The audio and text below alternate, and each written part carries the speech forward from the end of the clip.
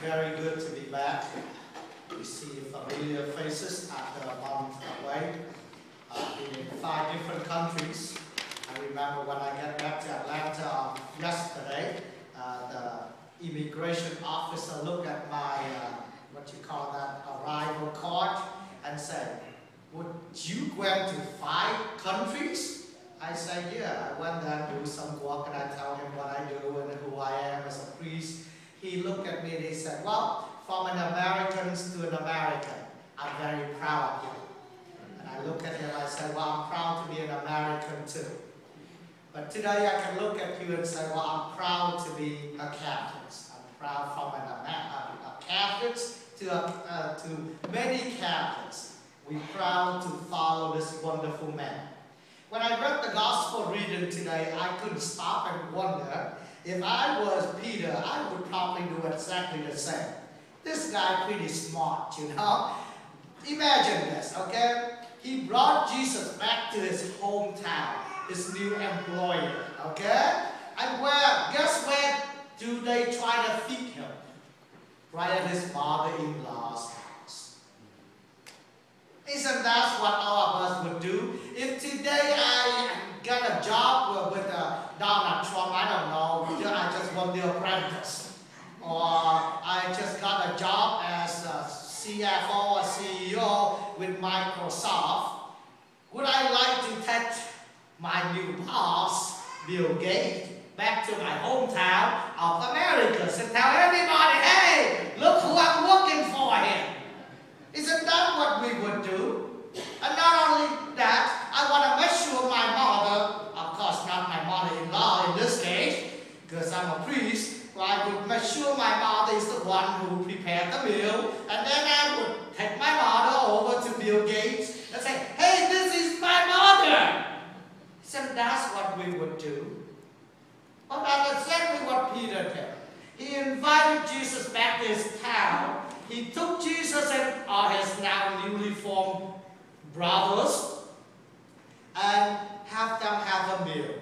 And then Jesus was eating there. I don't know what they was eating, but probably fresh lobster came out the Sea of Galilee. A la carte or whatever that is. Take a little white wine.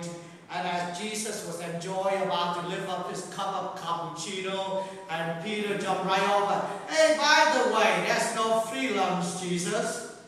My mother-in-law is really sick." Well, if I read a lot of books, but for the record, that would be the first son-in-law who would ask for healing on the mother-in-law that I know recorded of. But if you find anything else, let me know. Peter-in-law was the first son-in-law who would have asked for a healing for his so-called mother-in-law. Jesus put down his cup of cappuccino, walked right over, reached out his hand, lift up the mother-in-law. Probably they was laying in a hammock or something like that. She woke up and suffered. The news was spreading faster than the net come out in Americas on one day. And came out so strong that the whole town came over. The whole town, you're talking about by that time, they didn't have cars, they didn't have telephone, they didn't have text messages that instant to 300,000 people. I mean, you gotta stand on one house and, "Oh, hello," and you gotta yell to the next door, and the next door have to do the same. But by the afternoon, the whole town was there. They brought in all those sick people for Jesus to heal. And man, Jesus said, "What did I do to myself?" But he heals every one of them. And probably by the evening, there was still plenty of people. But Jesus said, "Man, it's time for me to take a nap." So probably he climbed up to the roof or somewhere up there and took a little nap. Because it tells us that the next morning he wake up early and leave the home and nobody know. Of course they didn't have alarm those days, but they would have doors or something to close it down, right? And if Jesus wake up and left and nobody knows where he was going, probably he was sleeping on the roof. And by that time, probably he was wondering, Why didn't I and my father created the mosquito for? But anyway, that's the sidetrack of the story. He woke up early. He went off to a place praying. He went off to a place in quiet and in prayer. I call that to touch base with the Father. That's how I see that. Every time when Jesus is deep meditation early in the morning, not that he didn't know what the Father's intention was. He knew it because he was God. But he just want to make sure that everything is covered. So he took the moment of silence by himself, quiet, to touch base with the Father. Everybody woke up and they said, "Oh my God, where's Jesus?" And guess who's leading the troop to go on the church again? Peter. The guy was hyper. He was so proud of his new employer. So he left on the church. He found Jesus. And this is so important for you and me. When they found Jesus, they said, "Everybody is looking for you." Well, today, if I found Jesus, I would say the same thing, but I would add a few more. 60 Minutes call, want you to be on television. Times Magazine call, want to put you the man of the year. You know, those people call.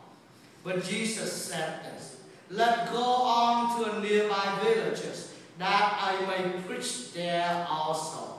For this purpose I have come." What purpose? The preaching of the good news. The healings is important, but that's not why Jesus came. He could heal us by a word that he said.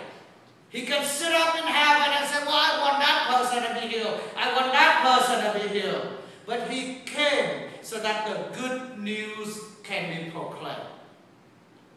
That's what you and I are called to do today. Not just to receive the good news, not just to enjoy the miracles that God do in your life and my life, but we are called to be part of that preaching, of the mission of what Jesus was sent. For that purpose, he has come. And for the same purpose, you and I are called to be part of and to do. And we're proud to be part of that. We are proud to be part of that mission. Right now you see a TV, I put it in here.